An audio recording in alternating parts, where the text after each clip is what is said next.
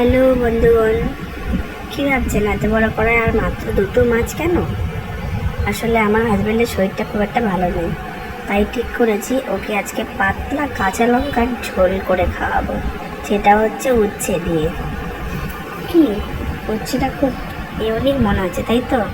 হ্যাঁ, শরীর ঠান্ডা করার জন্য উচ্ছে, কলমি শাক এগুলো তেলাপিয়া মাছের সঙ্গে খুব ভালো যায়। খেতেও যেমন সুস্বাদু আর শরীরের পক্ষে খুবই স্বাস্থ্যকর, শরীর ঠান্ডা করে। দুটো মাছ নিয়েছি এই কারণ ও অনেক দিন ধরেই বলছিল যে মা একবার আমাকে করে খাইয়েছিল এই উচ্ছে দিয়ে তেলাপিয়া মাছের ঝোল, তাই দুটো নিয়েছি। আমি তো কখনো করিনি, তাই ফার্স্ট টাইম করে দেখলাম কেমন লাগে খেতে।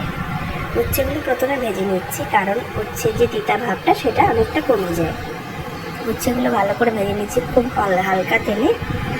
আমি এই রান্নাটা পুরো লোহার কড়াইয়ে রান্না করছি। লোহার কড়াইয়ে রান্না খেলে হজম ক্ষমতা, গ্যাস অম্বলের সমস্যা হয় না। এই লাল লাল করে উচ্ছেগুলো আমার ভাজা হয়ে গেছে। এরপরে আমি উচ্ছেগুলো তুলে নেব। একটা পাত্রে তুলে নিয়ে সামান্য একটু তেল দিয়ে ওর মধ্যে আলুগুলো ছেড়ে দেব।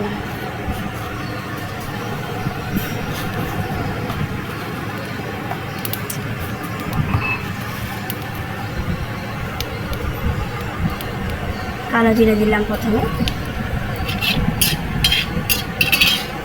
তারপর আলুগুলো ছেড়ে দিলাম। আলুগুলো একটু লাল লাল ভাজা হলে একটু মশলা দেবো, কাঁচা লঙ্কা বাটা আর জিরে বাটা, আর কিছু না।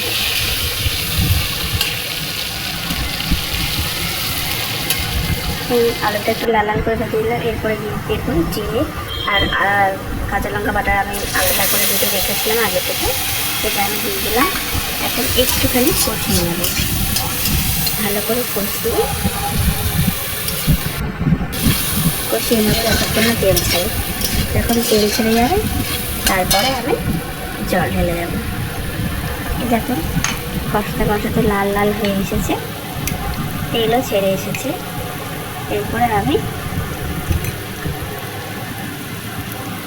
নুন দিলাম, দিয়ে দিলাম হলুদ পরিমাণ মতো। তারপরে আরও একবার ভালোভাবে কষিয়ে নিলাম। আগে দিলাম না, কারণ কাঁচা লঙ্কার ঝোল তো কালারটা কালচে কালচে হয়ে গেছে, সেই জন্য কষিয়ে একটুখানি পরেই আমি নুন আর হলুদগুলোটা দিলাম। এরপরে উচ্ছেগুলো দিয়ে দিলাম। উচ্ছেগুলো দিয়ে একটু নাড়াচাড়া করে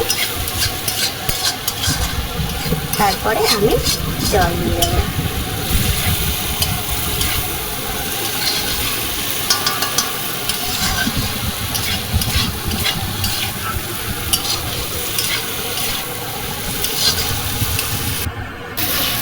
দিয়ে দিলাম জল, কতটুকু ঝোল খাবেন ঠিক কতটুকু জল দেবেন। তারপরে আলু আর উচ্ছেগুলো একটুখানি ভাজার সময় হালকা সেদ্ধ হয়ে গেছে, 50% সেদ্ধ হয়ে গেছে। ঝোল যতটা যাবে ততটা আপনি ঝোল খাবেন।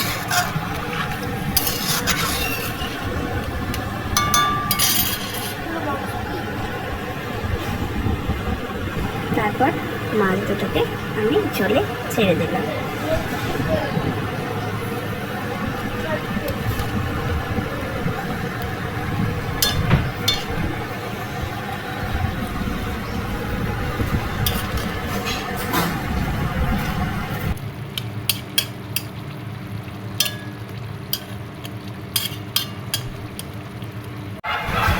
এরপরে দেখুন আমার উচ্ছে আলু তেলাপিয়া মাছের ঝোল একদম রেডি।